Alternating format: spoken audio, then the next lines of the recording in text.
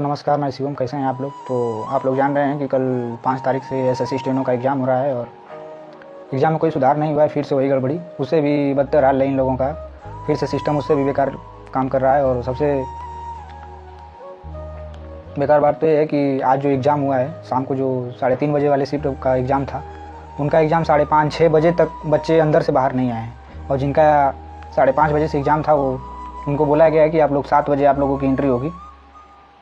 तो हम लोग रात भर एग्ज़ाम दें। एक तो कैसे कैसे यहाँ से बच्चे जाते हैं एग्ज़ाम देने, और एग्ज़ाम सेंटर 5-5, 600 से 100 किलोमीटर दूर पे आप लोग एग्ज़ाम सेंटर बना रहे हो। और एग्ज़ाम सेंटर पे जाने के बाद भी ये हाल है। फिर से वही हाल।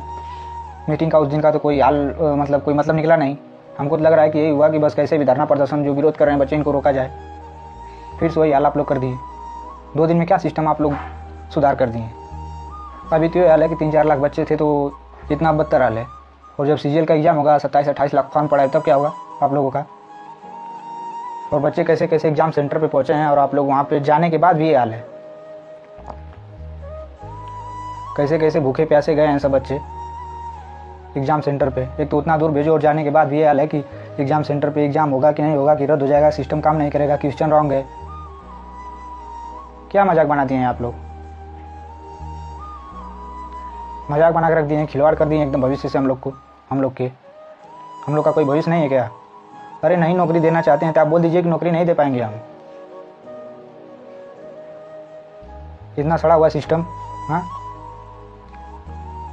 ये तो तय हो गया कि भारत का शिक्षा तंत्र इतना ख़राब है, इसका अंदाज़ा आप लगा सकते हैं अब इसी से। और अगर वही जब नेताओं को वोट चाहिए, वोट पोलिंग बूथ और आपके मोहल्ले तक ला दिए जाते हैं, और 10-15 मिनट की दूरी पर वोटिंग सेंटर बना दिए जाते हैं। 10-15 मिनट की दूरी पर वोटिंग सेंटर बना दिए जाते हैं, ताकि कोई समस्या ना हो, किसी को कोई जाने में कोई प्रॉब्लम ना हो, एक भी वोट छूटे ना। और अगर जो कोई जा नहीं पा रहा है, जाने में असमर्थ है, तो उनके लिए गाड़ी भी भिजवा दी जाती है घर तक, ताकि एक भी वोट छूटे ना। एक भी वोट छूट जाएगा तो दिक्कत है इन लोगों को। वह सरकार बहुत ही संवेदनशील हो आप अपनी जनता के लिए, लेकिन जैसे ही बात पढ़ाई पर आ जाती है तो आप लोग का दिमाग का पता नहीं कहाँ चला जाता है। दिमाग नहीं काम करता है, आँख नहीं खुल रही है, कान से बहरे हैं आप लोग, अंधे हैं, गूंगे हैं, दिखाई नहीं दे रहा है, सुनाई नहीं दे रहा है। हम लोग का एग्ज़ाम सेंटर एक तो बना रहे हैं 500-1000 किलोमीटर दूर पे, और जाने के बाद भी ये हाल है।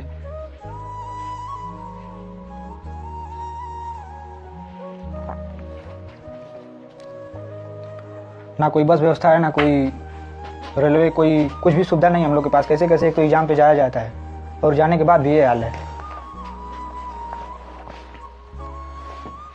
पहुँचो तो पहुँच जाओ तो ठीक है, नहीं पहुँच सको तो किस्मत का दोष।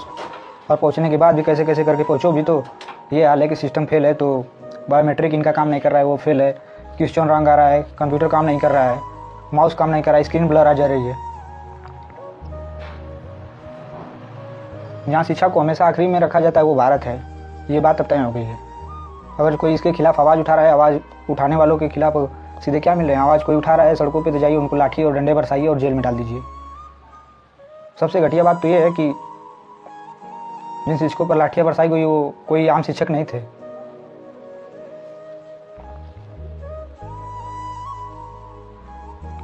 यही वो लोग हैं जो जिनसे पढ़कर बच्चे देश के अलग अलग कोने में नाम रोशन कर रहे हैं। कोई जज है तो कोई डीएम है, तो कोई एसपी है, तो कोई शिक्षक है, तो कोई अन्य फील्ड में, अन्य विभागों में, कोई मिनिस्ट्री में अफसर है, तो कोई डिफेंस में है। हर एक फील्ड में जाके अपना नाम रोशन कर रहे हैं। और आप लोग हैं तो मजाक बना के रख दिए, एकदम भविष्य से खिलवाड़ कर रहे हैं बच्चों के। शिक्षकों के ऊपर इसलिए लाठियाँ बरसाई गई क्योंकि वो सड़े सिस्टम के खिलाफ आवाज़ उठाए थे। और वही शिक्षक और वही स्टूडेंट हैं हम लोग। जब चुनाव आएगा तो हम लोग आम जनता हैं आपके लिए। और आज सड़े सिस्टम के खिलाफ या कोई हम सवाल पूछें, कोई आवाज़ उठाएं, अपनी मांग रखें, और तो आप लोग को दिक्कत है। हम लोग को लाठियाँ मिल रही हैं, लाठियाँ मिलेगी। अपना हक मांगो तो लाठियाँ मिल रही हैं। देशद्रोही हो जा रहे हैं हम लोग। ये देश तो तब तक तरक्की नहीं करेगा जब तक शिक्षा व्यवस्था पे बात नहीं होगी। यहाँ बजाय मंदिर मस्जिद भक्ति में इतने लिए नहीं, यहाँ के लोग क्या बताया जाए। जाति, कोई हिंदू तो कोई मुस्लिम, जितना आप लोग खर्च करते हैं ना मंदिर और मस्जिद पे, और जाति होती ये सब 3-5 जो कर रहे हैं, उतना खर्चा आप लोग कहीं शिक्षा और हॉस्पिटल पे करते तो आज हमारा देश बहुत ही तरक्की करता। लेकिन आप लोगों को दिखाई नहीं दे रहा है ये सब। वोट चाहिए तो हम लोग आम जनता हैं, और वोट ख़त्म होने के बाद यही हम लोग स्टूडेंट हैं और आम जनता से सीधे शुरू हो जा रहे हैं अपना हक मांगे और कोई सवाल पूछे तो।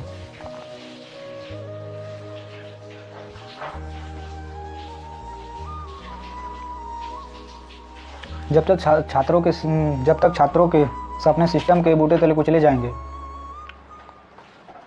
तब तक ये देश विकास नहीं करेगा, इतना तो तय है।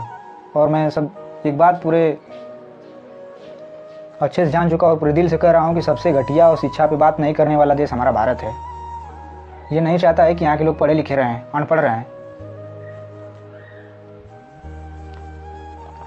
वोट चाहिए तो इन लोगों को लिए आम जनता है, एकदम घर घर तक पहुँच जाएगी, साइकिल गाड़ी सब पहुँच जाएगा, बगल में वोटिंग सेंटर बन जाएगा।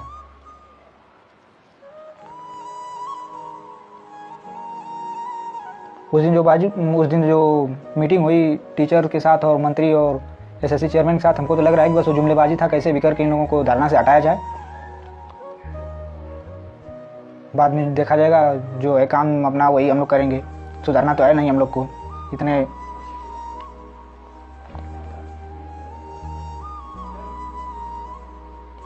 प्लीज़ मेरे भाई, आप लोगों से निवेदन है कि इस बार वोट देने से पहले बहुत ही सोच समझकर आप लोग वोट दीजिएगा, और इस सरकार के बारे में आप लोग सोचिएगा कि हमारे शिक्षा को लेकर और शिक्षा में कितना ये क्या की है, शिक्षा को लेकर क्या क्या की है। धन्यवाद। जय